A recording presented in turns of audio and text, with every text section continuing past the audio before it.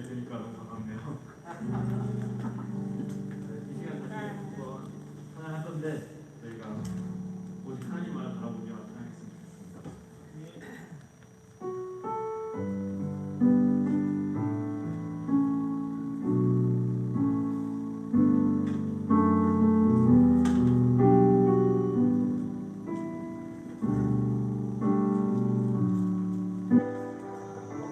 도 주님을 바꾸지 않으리. 다른 어떤 은혜 구하지 않으리. 오직 주님만이 내 삶의 도움이시니 주의 얼굴 보기 원합니다. 무엇과도 주님을 바꾸지 않으리. 다른 어떤 은혜 구하지 않으리. 오직 주님만이 내 삶의 도움이시니 주의 얼굴 보기 원합니다.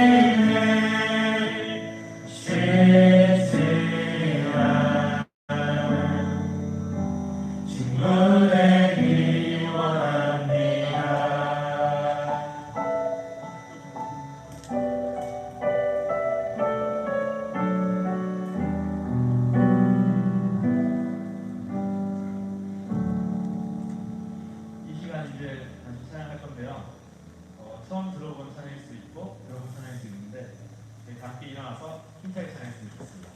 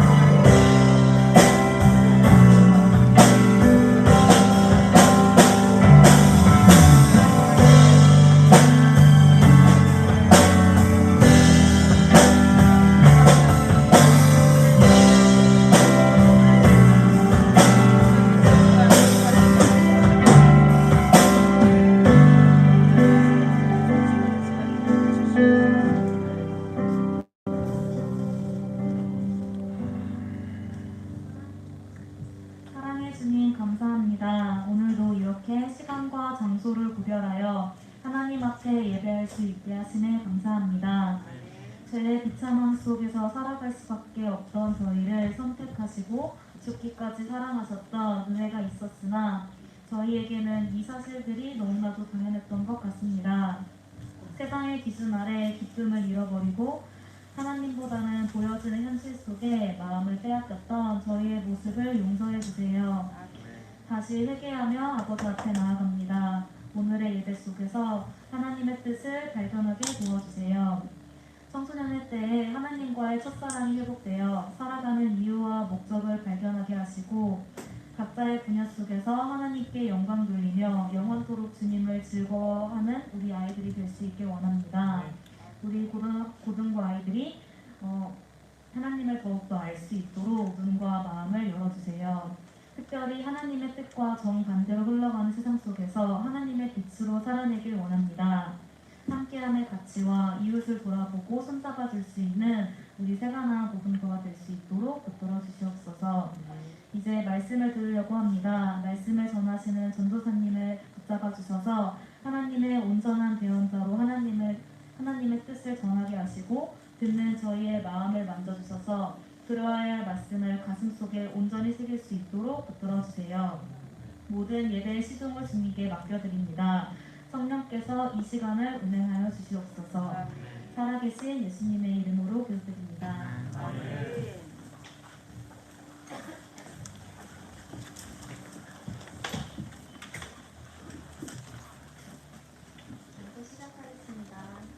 예배를 드리는 고등부 학생들과 선생님들을 환영합니다. 고등부 재능 예배가 다시 회복되었습니다. 주일 오전 10시 같은 기존홀에서 동일하게 드렸습니다.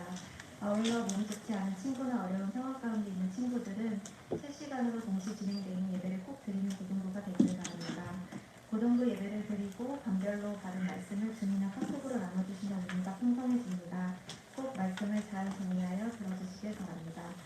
기존홀 입구에서 꼭 이름을 수기 작성해 주시면 감사하겠습니다.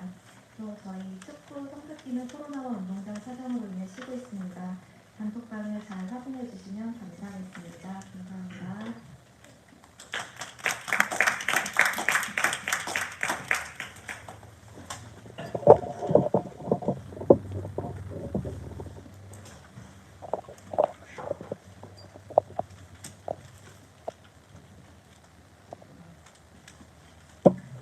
함께하는 말씀은 에베소서 2장 1절에서 10절 말씀입니다.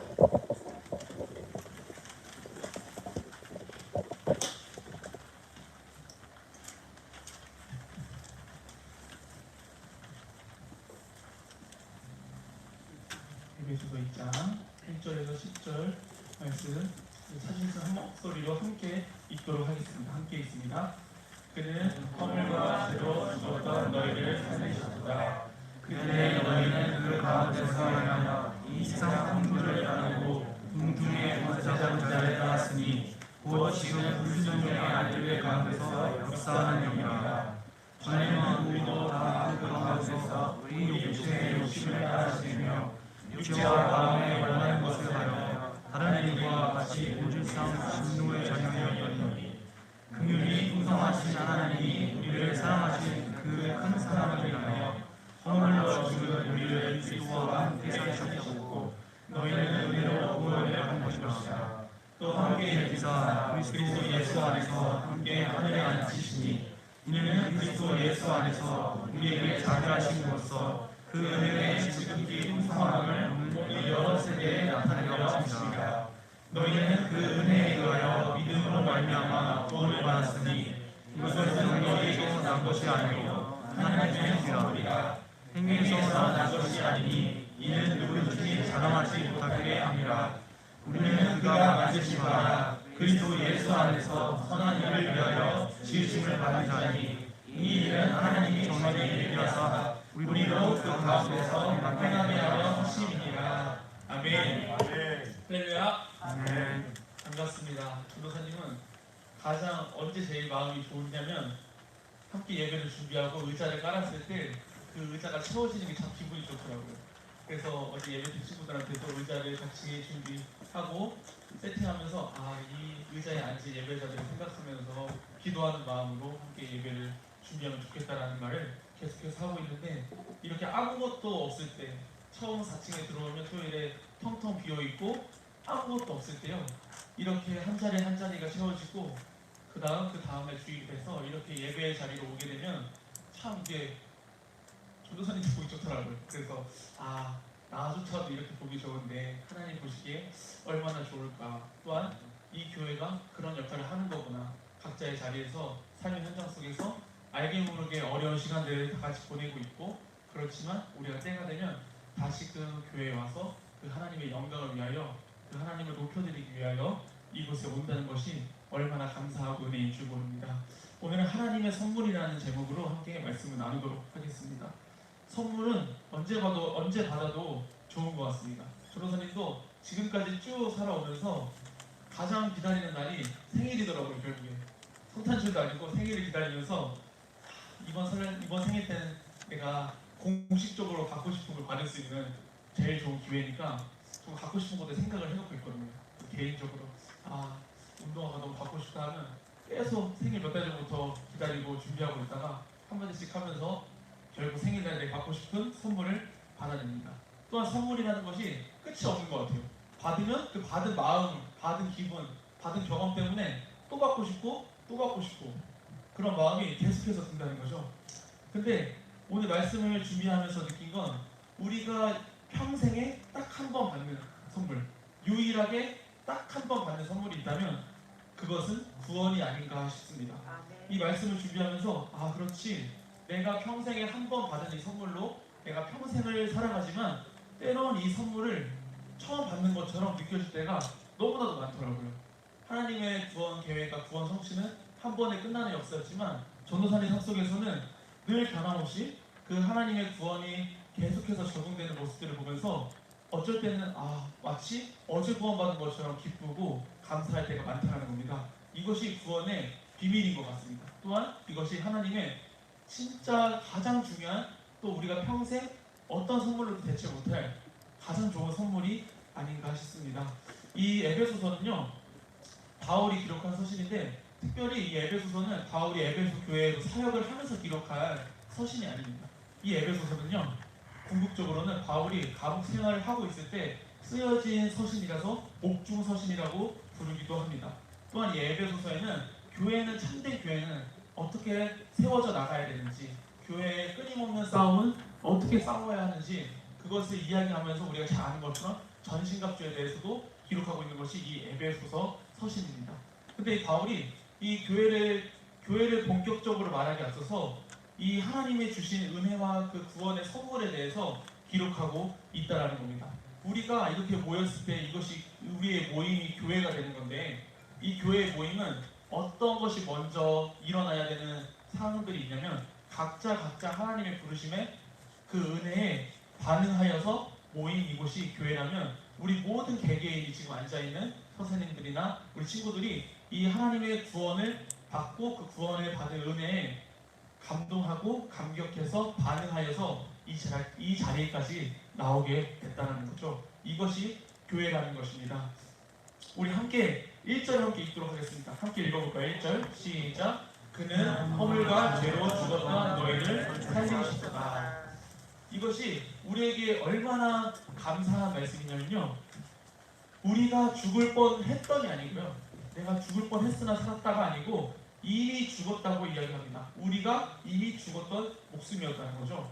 우리가 지금 눈에 보이는 우리 육체를 갖고 있는 이 상황 방면 속에서 다 살아있는 것 같아요. 그렇죠? 다 숨을 쉬고 있는 것 같고, 근데 하나님 편에서 봤을 때 우리가 그 하나님과의 관계가 화평하지 않는다면 그것을 죽음이라고 이야기합니다. 우리가 그렇게 죽었다는 사실을 이 바울은 2장 첫 절에 이야기하고 있는 겁니다. 그러면 우리가 이미 죽었다고 고백을 했잖아요. 우리가 1절 읽은 것처럼 우리가 이미 죽었다. 근데 그가 우리를 살렸도다 라고 한다면 우리는 우리 삶 속에서 이 부활의 감격과 기쁨이 더 풍성해질 수밖에 없다는 거죠. 죽을 뻔했다가 아니고 이미 죽었다. 이미 죽었는데 살아났다라는 거예요. 우리가 게임을 하다 보면 남자친구들이 게임을 많이 했을지 모르겠지만 죽었는데 그 자리에서 부활한다는 게 진짜 감사한 거거든요. 내가 처음 스테이지로 들어가지 않고 내가 지금까지 한 것에서 이어서 할 수 있다. 이게 얼마나 감사한지 모르거든요. 근데 마찬가지로 우리가 이미 죽었으나 이미 죽었는데 다시 살려주셨다는 건 그 부활의 감격과 기쁨이 우리한테는 더 한없이 그 은혜가 풍성하다는 것을 우리는 고백할 수 있어야 된다는 거죠. 이 죽은 사람들이 어떻게 살았는지를 계속해서 이야기합니다. 2절 이어서 보니까 이미 허물로 죽었던 자들의 모습을 낱낱이 이야기하고 있는데요. 세상 풍조를 따라가고 공중의 권세 잡은 자를 따라가고 또한 그 하나님 앞에 불순종하게 하는 그런 불순종의 아들들의 영을 따라가는 이러한 모습들, 계속해서 죄성을 갖고 있던 죄악의 권세 아래 있던 그 모든 모습들을 기록하고 있다는 거죠. 3절을 보니까 더 나아가서 우리 모두가 개개인이 육체의 욕심을 따라 살아가고 마음에 원하는 것들을 따라 살아가고 본질상 심지어 진노의 자녀였다라고 기록하면서요, 우리가 이미 죽었던 그 모습들을 낱낱이 보여주고 있습니다. 어쩌면 우리가 이 땅을 살아가면서 우리와 별 다를 바 없는, 우리가 그리스도인이라면 비그리스도인과 다를 바 없는 삶의 모습의 형태들을 기록하고 있습니다. 전도사님도 마찬가지로 이렇게 살지 않는다는 게 아니고요. 정말 감사한 건 전도사님도 그렇게 살아감에도 불구하고 구원을 받는다는 게 감사한 거라는 거죠.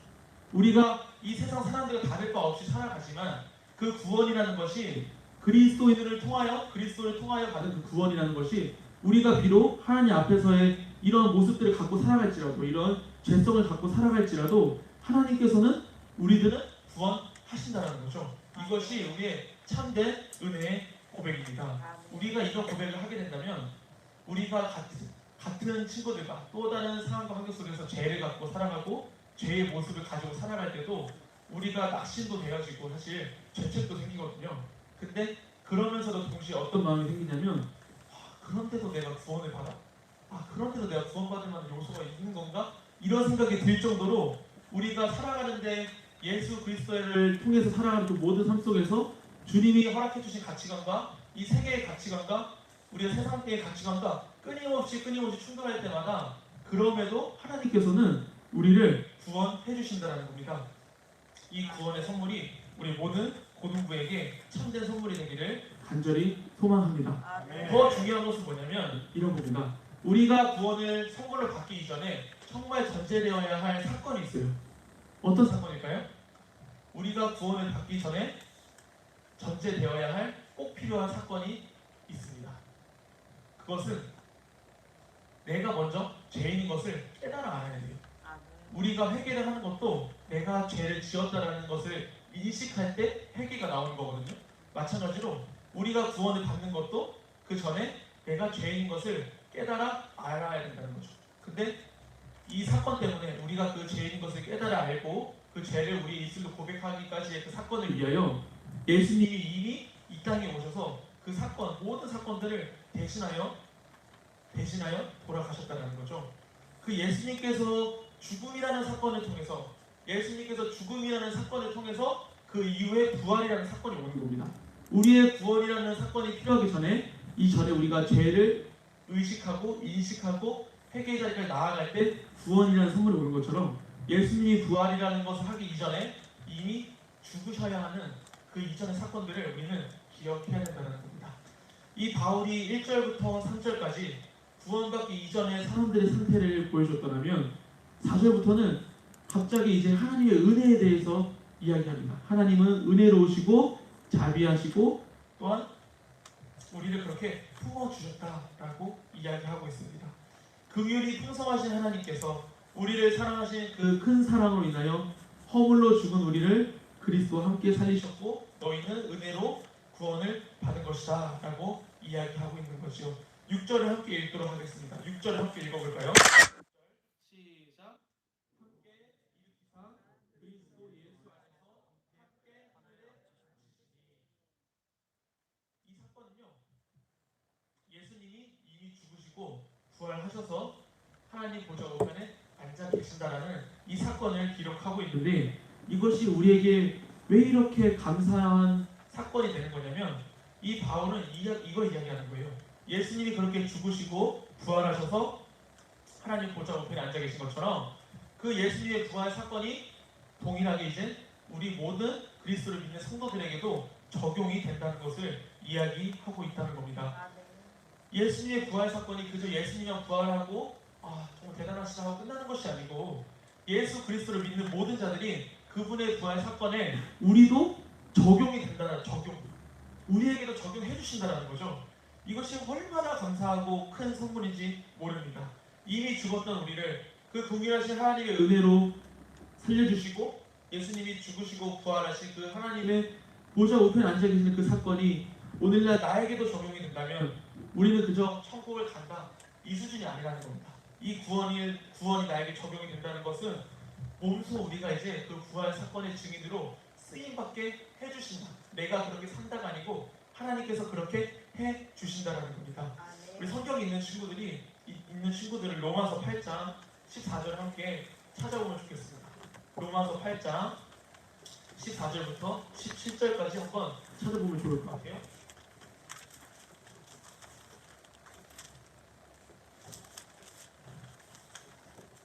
이렇게 친절하게 찾아주셨는데요. 함께 한번 읽어볼까요? 14절부터 17절까지 함께 읽어볼까요? 시작! 무릇 하나님의 영으로 인도함을 받는 사람은 곧 하나님의 아들이라. 너희는 다시 무서워하는 종의 영을 받지 아니하고 양자의 영을 받았으므로 우리가 아빠 아버지라고 부르짖느니라. 성령이 친히 우리의 영과 더불어 우리가 하나님의 자녀인 것을 증언하시나니 자녀이면 또한 상속자 곧 하나님의 상속자요 그리스도와 함께한 상속자니 우리가 그와 함께 영광을 받기 위하여 고난도 함께 받아야 할 것이니라. 아멘. 이 바울은 이 로마서에 우리가 아까 불순종의 아들들의 영을 받는다 그래서 우리 죄성을 이야기했는데 이번에는 불순종의 아들들의 영이 아닌 하나님의 영으로 인도함을 받게 된다라고 이야기합니다. 하나님의 영으로. 또한 하나님의 영으로 인도함을 받는 그들을 하나님의 자녀라고 일컬어 주시고 이제는 우리가 아까 좀 전에 나눴던 그 불순종의 영이 아닌 그들의 영이 아닌 양자의 영, 하나님 자녀의 영, 예수 그리스도의 영을 우리가 받음으로 우리가 그 하나님을 이제 아빠 아버지라고 부를 수 있게 된다는 겁니다.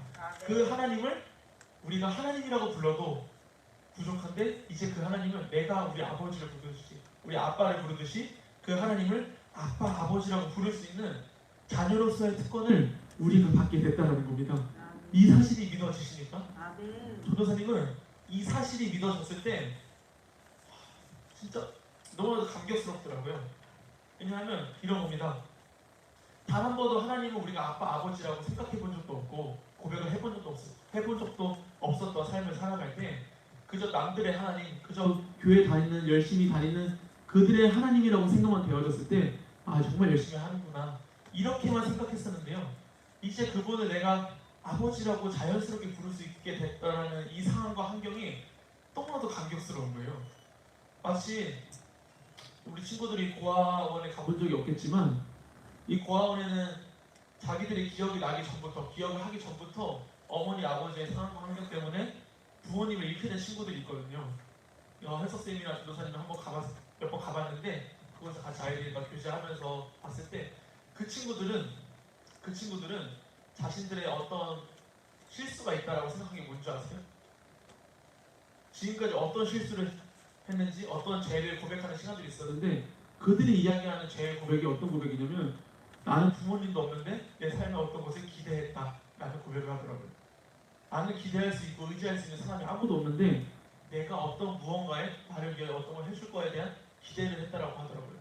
그때 느낀 게 뭐냐면 내가 이 친구들과 똑같이 살아온 사람은 아니지만 이 친구들에게도 동일한 아빠 아버지가 필요하고 나도 가정 안에서 어머니 아버지 곁에서 살았지만 나에게도 동일한 아빠 아버지가 필요하구나 라는 것을 느꼈을 때 우리 모두가 아빠 아버지라고 부를 수 있는 그분이 필요하다는 겁니다. 근데 그 아빠 아버지라고 부를 수 있는 그것을 우리가 부르고 싶다고 부르게 되는 게 아니고 하나님이 부르게 해주셔야 부를 수 있게 되는 건데 그것까지도 하나님께서 그렇게 해주신다는 거죠. 우리가 아빠 아버지라고 부를 수 있는 하나님을 내가 기도하면서 기도의 자리에서 아버지 하면서 부를 수 있는 이것이 정말 이 사실과 감격과 기쁨이 우리에게 넘쳐나기를 간절히 소망합니다. 말씀 17절에는 이렇게 기록합니다. 그리스도와 함께한 상속자. 우리가 자녀가 됐을 때 그리스도와 함께하는 상속자, 예수 그리스도가 하나님의 상속자가 된 것처럼 우리에게도 동일하게 상속자라고 불러주시는데 그 대신 우리가 그와 함께 영광을 받기 위해서는 고난도 함께 받아야 된다라고 기록합니다. 그러니까 전도사님은 고난이 없다라고는 이야기할 수 없을 것 같습니다. 왜냐하면 성경도 하나님의 영광을 위해 그래서 동일하게 고난을 받아야 된다라고 기록했기 때문에 고난이 없다라고는 이야기할 수 없을 것 같습니다. 또한 우리들도 마찬가지로 또한 세상 사람들도 마찬가지로 자신들이 경험하고 어려운 한두 가지의 고난들이 있습니다. 사실 경제적인 어려움, 육체적인 어려움, 관계적인 어려움, 자신들이 원하지 않는 상황 환경 속의 어려움, 우리뿐만이 아니고요 모든 세상을 세상을 살아가는 자들도 동일하게 그런 어려움과 고난을 고난은 한두 개씩 있다는 거죠. 그렇다면 전도사님은 도전하고 싶습니다. 어떤 도전을 하고 싶냐면 이런 겁니다. 만약에 만에 하나 내가 그리스도인이 아니더라도 이 땅을 살아갈 때 고난이라는 시간이 내 삶 속에 존재한다면 어차피 나 말고도 다른 사람들도 또 어려운 시간을 다 보내고 있는데 어차피 그 어려운 시간들이 존재한다면 한다면 반대로 우리가 하나님의 영광을 위하여 고난을 받는 것이 차라리 낫다 이런 생각이 드는 겁니다. 말씀을 준비하면서 모든 사람들이 만약에 그 시간들을 견뎌야 한다면 한다면 어차피 우리도 우리도 견디게 될 텐데 그리스도인이 아니더라도 우리가 세상을 살아가면서 그 시간들을 견디게 될 텐데 그러면 차라리 우리가 하나님의 자녀가 이미 되었는데 하나님의 영광을 위해서 그 시간들을 견디는 게 낫지 않냐는 거죠. 그게 좀 더 설득력이 있는 거 아니냐는 거죠. 왜냐하면 이 땅을 살아갈 때 그 어려움과 고난은 남들이 알아주지 않아요. 근데 우리가 경험하는 어려움과 고난은 비록 내 개인적인 문제일지라도 하나님 편에서는 하나님의 영광을 위해서 그 고난을 받는다고 인정해 주신다라는 거죠. 그러면 우리 모든 삶은 때론 어렵더라도 그 시간들이 견디고 있더라면 이 시간이 하나님의 영광을 위해서 내가 어차피 견뎌낼 내 시간이라면 조금 더 인내하자는 겁니다. 이거는 모두가 누릴 수 있는 특권이 아니고 하나님의 자녀만 누릴 수 있는 특권이라는 사실을 우리가 기억한다면 하나님은 결코 이 시간들을 외면하지 않습니다. 7절을 이어서 보니까 4절에서 6절까지 그리스도를 통한 하나님의 구속 사역을 이야기하셨고요. 그 목적이 결국 하나님께서 우리에게 주신 은혜가 얼마나 풍성한지를 다가올 모든 세대에게 나타내기 위함이라고 기록하고 있습니다. 여기서 나타낸다라는 단어는 그저 나타나다, 드러난다 나는 이 수준으로 쓰이는 게 아니고 엄청난 의미들에게 공포하다, 우리가 선포하다라는 의미를 담고 있습니다. 하나님께서는 그 성도들의 모임이 우리 교회, 고등부 교회를 통해서 하나님의 은혜의 풍성함을 확실하게 선포해 주신다는 겁니다. 우리가 그 사건에 동참한 자들이 모여서 우리 공동체가 하나님을 보시기에 교회가 되는데 이 교회를 통하여 하나님이 지금까지 부어주신 그 은혜의 풍성함을 나타내게 해주시고 공포해 주시고 선포해 주신다라는 거죠. 그러면 하나님께서는 개개인도 너무나도 중요하지만 하지만 하나님 편에서 개인이 너무나도 중요하지만 그 개인이 모인 이 교회가 하나님 편에서 가장 중요하게 된다는 겁니다. 하나님은 그 교회를 그렇게 중요하게 여기시고요. 하나님께서 그렇게 개인을 통해서도 역사하시지만 거의 다 교회를 통하여 역사하시는 것들이 많다는 겁니다. 오늘 찬양을 준비한 찬양팀들도 보면 두 번째 그 찬양이 참 전도사님을 이 찬양을 준비했던 리더가 성경을 보고 준비했는지 모르겠지만 이 에베소서는 교회가 견고히 세워지기 위함을 목적을 가지고 쓰여졌는데 그 성령의 불타는 교회, 성령님의 인도하심을 따라 교회가 교회가 세워진다는 그 고백이 우리가 간접적으로 찬양을 통해서 하나님께 올려드렸잖아요. 이것이 얼마나 감사의 시간이었는지 모릅니다. 때로는 이 찬양이라는 것이 우리가 하나님께 고백할 수 수 없는 그 풍성한 표현들을 대신해 주거든요. 근데 이 교회가 그렇게 세워졌더라면 이 한 사람 한 사람 모인 이 사람들을 통하여 교회가 세워졌더라면 우리는 이 교회를 더욱더 사랑할 수 있어야 돼요. 이 공동체의 모임을 더욱더 사랑할 수 있어야 된다는 겁니다. 하나님 보시기에 이 교회를 사랑하시는 것처럼 이 한 사람 한 사람이 하나님 보시기에 정말 가장 필요한 사람들을 세워주신 것처럼 이 공동체는 그렇게 세워져 나가야 된다는 겁니다. 우리 교회만 봐도요, 우리 고등부 공동체만 봐도 전도사님은 사실 할 수 있는 게 별로 없어서요. 우리 친구들 이렇게 예배를 준비해 줘야 되고요. 또 부족한 부분들은 전도사님을 잘 아는 선생님들이 잘 커버를 많이 해주셔야 됩니다. 이렇게 지금까지 해주셔서 끊임없이 전도사님이 어렵고 연약하지만 우리 고등부 공동체가 견고히 세워져 나가고 있습니다. 이것이 교회가 된다는 겁니다. 하나님께서는 각자에게 주어주신 분량이 다르고요, 달란트가 다르고 쓰는 방법과 상황과 환경이 다 다릅니다. 그렇기 때문에 우리를 모아주셨어요. 각자가 튀지 않을 수 있도록 우리를 그렇게 모아서 하나가 될 수 있도록 이런 집단을 만들어 주셨는데 이것이 교회라는 거죠. 세상에는 어떤 이런 집단도 없습니다. 각자 자기 가지고 태어난 그 모든 것들을 값없이 그것들을 누리고 함께 나누면서 한 마음 한 뜻으로 그분의 영광을 나타내는 모임은 오직 교회라는 거죠. 그러면 우리 지금 모인 친구들이, 선생님들이 각자 하나님께서 분명히 이 고등부 공동체를 통해서 세우실 것들이 있기 때문에 우리를 한 자리에 모이게 해주신 거라는 겁니다. 그 사실을 정말 생각했으면 좋겠어요. 예배를 준비하는 순간의 친구들도 각자의 자리에서 하나님께서 이 시간들을 통해서 영광을 받으시기 원하시는구나. 우리 예배 전에 또 이 자리 나왔을 때 내가 이 예배의 자리를 지킴으로써 우리 공동체의 일원이 되고 하나님의 영광을 받으시기를 원하시는구나. 때로는 그 선생님들과 같이 준비하는 모든 선생님들도 내가 비록 이런 모습이지만 이런 모습을 통해서라도 하나님은 이곳에 불러주셔서 우리를 하나 되게 하시고 한 공동체로 불러주시고 하나님의 영광을 위해서 나타나게 해주시는 거구나. 라는 사실들을 기억한다면 우리는 교회에 몸담고 있는 일원으로서 막중한 책임감을 느끼게 될 줄 믿습니다. 전도사님 예배를 준비하면서도 쉽지 않은 시간들이 계속해서 일어나요. 돌발 상황들이 계속해서 일어나고 때론 뒤에 계신 엔지니어 선생님께서 너무나도 미안한 상황들이 갑자기 생길 때도 너무나도 많은데 그럼에도 불구하고 우리가 한 한마음 한 뜻으로 이 예배를 준비하고 이렇게 나아간다는 것이 얼마나 감사한지 모릅니다. 우리 8절 함께 읽어볼까요? 8절 정말 중요한 구절인데요. 함께 읽도록 하겠습니다. 함께 읽습니다. 시작. 너희는 그 은혜에 의하여 믿음으로 말미암아 구원을 받았으니 그것에서 너희에게 하나님의 선물이라.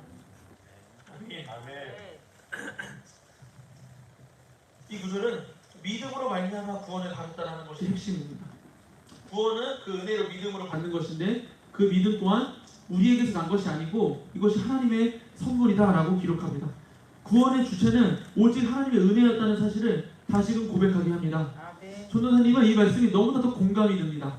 전도사님도 우리 친구들과 이 친구들이 있는 이때에 하나님을 정말 믿고 싶었던 마음이 없지 않아 있었어요. 정말 컸던 건 아니지만 없지 않아 있었어요. 왜냐하면 어머니도 교회를 다니셨고 또 누나도 교회를 다니셨기 때문에 진짜 있더라면 그 하나님을 하나님으로 믿고 싶은 마음이 너무나도 있었습니다. 때론 고등학생 때 청년 때까지도 열심히 하는 교회 안에서 열심히 생활하는 청년들을 보면 부럽더라고요. 때론 어떻게 저렇게 무릎 꿇고 기도하지? 창피하지도 않나?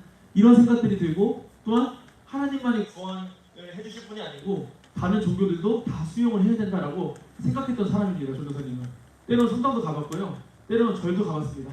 거기서 밥도 먹고요. 절 가는데 피자도 시켜주고 주고요, 스님들이. 근데 그렇게 이 학창 시절에 구원은 모든 종교로부터 있다라고 라고 생각했고 그렇기 때문에 마음을 잡지 못했을 때도 하나님께서 끊임없이 전도사님을 교회에 있게 하셨어요. 어느 정도였냐면 그냥 교회에 살게 하셨어요. 교회도 안 다니는데 교회 사는 게 얼마나 컴플렉스인지 아세요? 친구들 놀려고 해도 내가 교회를 안 안 다니는데 교회를 들어가야 돼요. 근데 이러한 상황 환경 속에서 하나님께서 전도사님을 하나님을 내 아버지로 부를 수 있게 해주시는 은혜를 부어주셨습니다. 끊임없이 하나님을 부정했습니다. 세례를 받기로 싫었습니다. 왜냐하면 세례를 받을 때 예수님을 내 구주로 고백을 해야 되고 내 죄를 고백해야 되고 그런 고백들을 거짓으로 하고 싶지 않았어요. 고백했어요. 믿어지지도 않는데 하고 싶지 않았어요. 근데 하나님 하나님께서 어떠한 방법으로 이스라엘로 불러주시고 그 요단강에서 처음으로 하나님을 내 하나님으로 예수님을 내 예수님으로 인정하게 됩니다. 인정하게 된 거예요. 전도사님이 한 게 아니고 고백하게 된 겁니다. 그러니까 이 구원이 그런 거라는 겁니다. 내가 믿고 싶다고 내가 고백하고 싶다고 믿어지고 구원을 받는 것이 아니고 그조차도 하나님의 때에 하나님이 믿게 해주시고 구원을 받게 해주시고 그 구원을 내게 적용시켜 주신다는 겁니다. 이 은혜를 모두 누린 사람들이 우리 지금 모여있는 고등부 공동체라는 겁니다. 그렇게 선물이라고 하는 거예요. 선물. 내가 받고 싶다고 쪼는 것도 아닌데 그저 주신 것. 내가 마치 이 땅을 살아가면서 우리가 살아가면서 때로 필요할 땐 비를 내려주시고 때로 우리가 눈싸움 하고 싶을 때 눈도 내려주시고 때론 가족에서 갖고 싶은 것이 있으면 부모님을 통해서 선물도 해주시고, 근데 이 모든 것들이 우리가 어떻게 해서 해주신 게 아니었잖아요.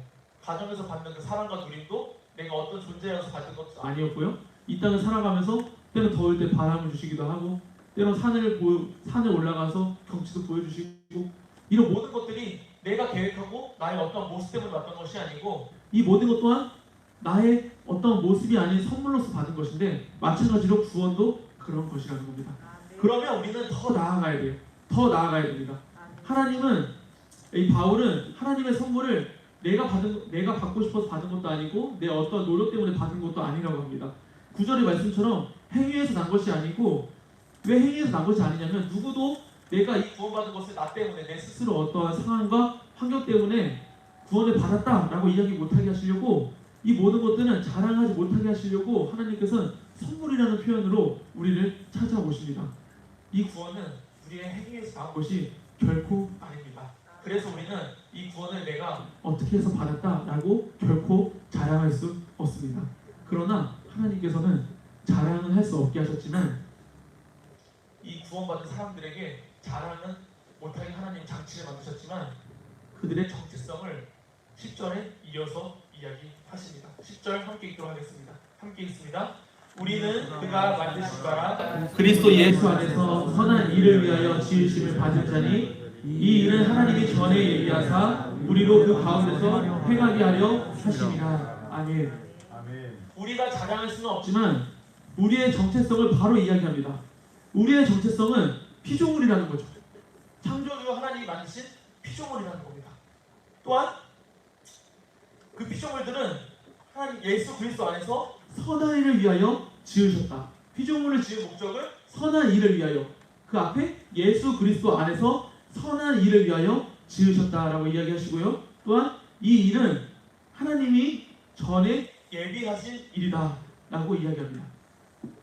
우리는 피조물인데 우리를 지으신 분은 하나님이신데, 이제 그 하나님인 것을 인정하고 그리스도 예수 안에서 우리가 선한 일을 위하여 지음받은 그 목적을 이야기해 주셨는데요. 이 일은 갑자기 이렇게 일어나야 되는 일이 아니고 하나님이 이미 예비하신 일이라는 거죠. 이미 예비하신 일.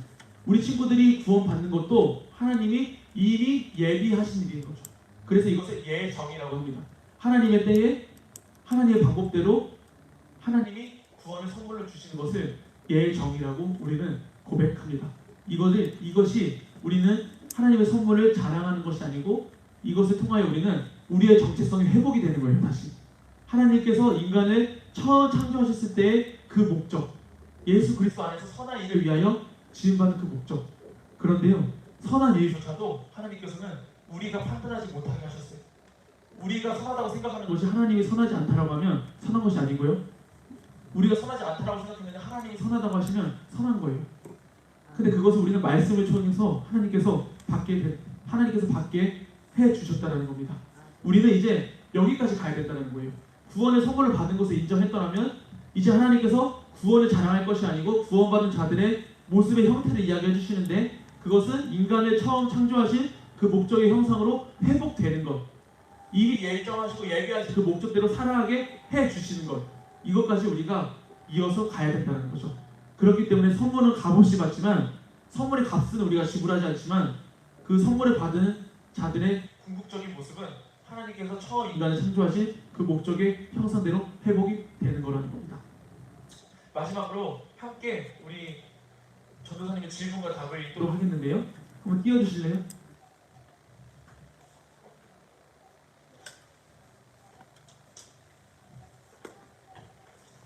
말씀을 정리하려고 합니다.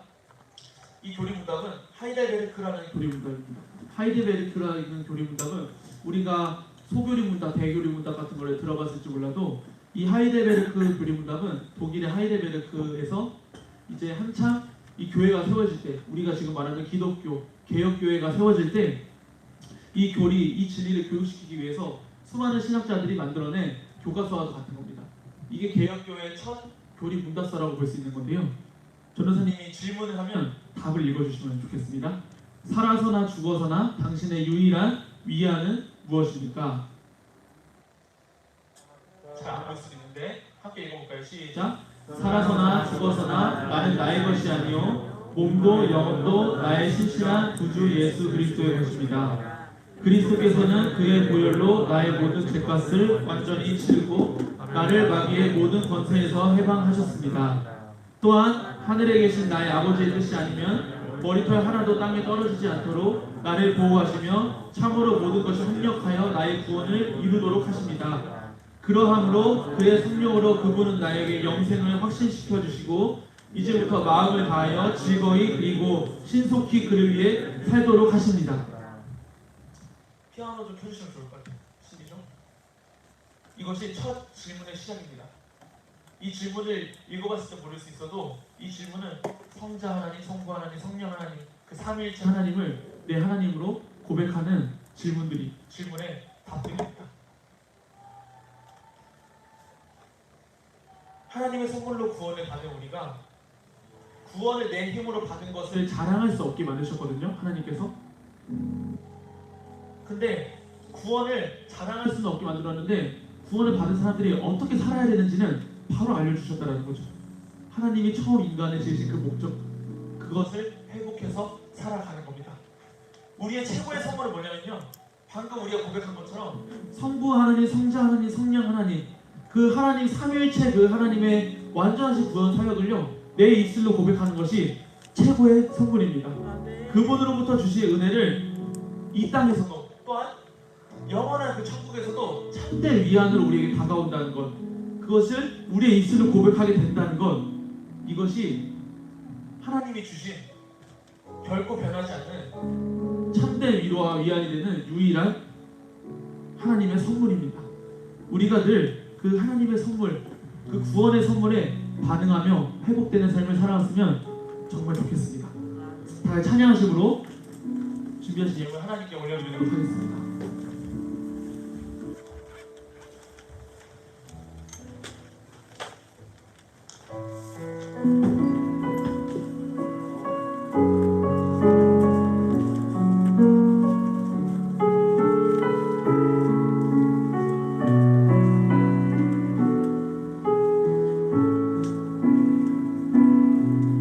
이곳 앞에 모였네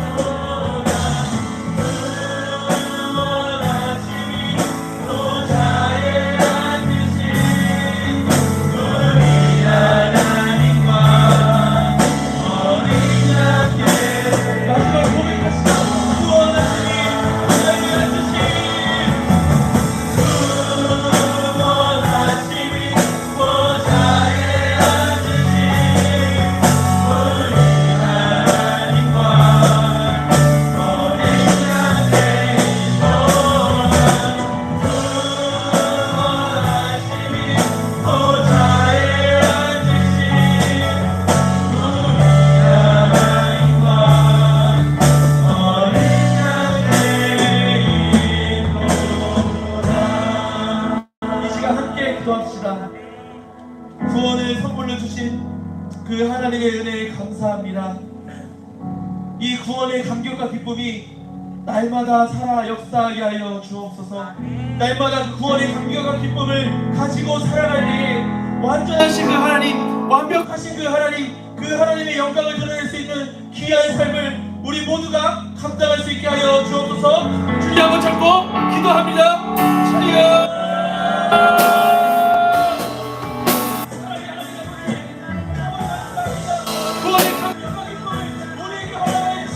어떠한 것도 우리가 자랑할 수 없게 해주시며 그 모든 것을 그저 은혜로 우리에게 주시고 그저 선물로 우리에게 걸어가 주시기 하나님의 은혜에 참으로 감사합니다.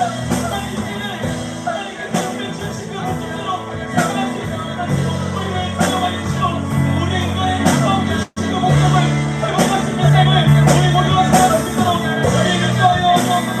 하나님의 영광을 드러내며 하나님의 풍성한 사랑과 하나님의 사랑을 쓰고 속도로 우리를 사용하 주시고 우리를 사용하셔서 그 하나님의 은혜에 받아가는 모든 그 하나님의 영광을 드러낼 수 있는 인간의 영광을 모두 발견하는 영광을 쓰도록 하여 인도하여 주옵소서. 저희를 그렇게 해주시고 하나님의 인간을 영원하게 해주시고 하나님 구원의 선물을 날마다 감격하는 날마다 감격하는 우리 삶에서 살아갈 수 있도록 날마다 기억하는 귀한 모든 시간을 하도록 저희를 인도하여 주옵소서.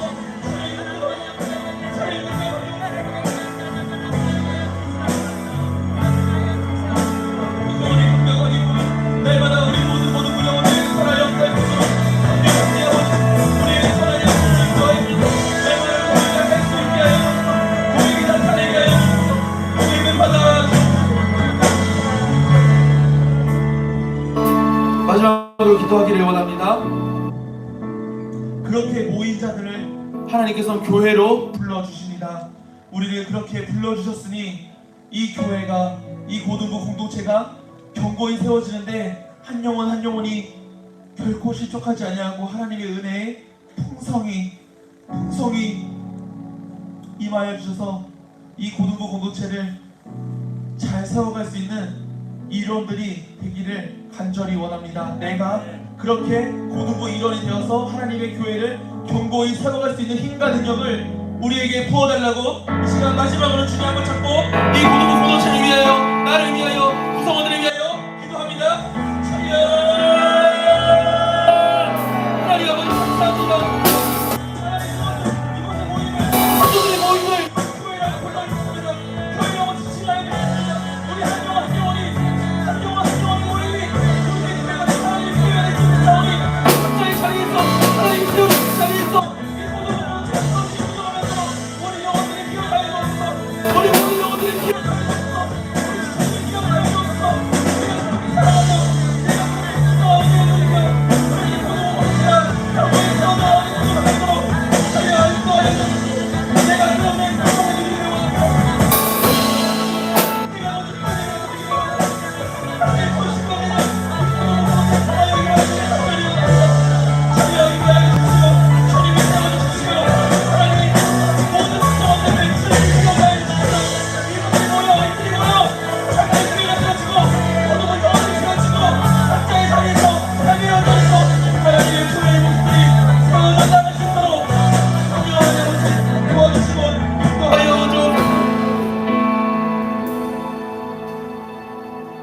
하나님 아버지 참으로 감사합니다. 하나님의 선물에 반응할 수 있는 그 구원에 반응할 수 있는 은혜를 우리에게 허락하여 주시니 참으로 감사합니다. 이 은혜가 우리의 자랑이 아닌 우리가 하나님의 영광을 위하여 살아갈 수 있는 그 모든 삶 속에서의 자랑이 되어줄 수 있도록 인도하여 주옵소서. 궁극적으로 사람을 만드신 그 목적의 형상을 다시금 회복되어지고 그 회복의 삶을 우리 모든 고등부 영혼들이 각자의 자리에서 살아갈 수 있도록 주님 인도하여 주옵소서. 물질을 가지고 나옵니다. 이 물질이 우리 삶의 우선순위가 되지 않게 해주시고 이 모든 물질들을 통하여 하나님의 나라와 하나님의 영광을 위하여, 교회를 위하여, 이웃들을 위하여 쓰임받을 수 있도록 주님 인도하여 주옵소서. 모든 구원을 계획하신 성부 하나님을 찬양합니다. 그 구원의 적용을 위하여 이 땅에 오셨던 성자 하나님을 찬양합니다. 날마다 그 구원을 우리에게 상기시켜 주시고 날마다 적용하여 주셔서 모든 죄악과 싸울 힘과 능력을 우리에게 부어주시는 선한 양심으로 우리를 인도하시는 성령 하나님을 찬양합니다. 그 삼위일체 하나님의 사역을 우리가 한 마음 한 뜻으로 고백하오니 날마다 그 구원의 감격과 기쁨을 고백할 수 있는 한 영혼 한 영혼이 되어주도록 우리를 인도하여 주옵소서. 오직 하나님의 영광만을 나타낼 수 있는 귀한 삶을 살아갈 수 있는 모든 영혼들, 모든 지체들이 되어질 수 있도록 인도하여 주옵소서. 사랑이 많으신 예수님의 이름으로 기도하옵나이다. 아멘. 주님이 가르쳐주신 기도로 모든 예배를 마치도록 하겠습니다. 하늘에 계신 우리 아버지여, 이름이 거룩히 여김을 받으시오며 나라가 임하옵시며 뜻이 하늘에서 이루어진 것 같이 땅에서도 이루어지이다. 오늘날 우리에게 일용할 양식을 주옵시고 우리가 우리에게 죄 지은 자를 사하여 줄 것 같이 우리의 죄를 사하여 주옵시고 우리를 시험에 들게 하지 마옵시고 다만 악에서 구하옵소서. 대개의 나라와 권세와 영광이 아버지께 영원히 있사옵나이다. 아멘.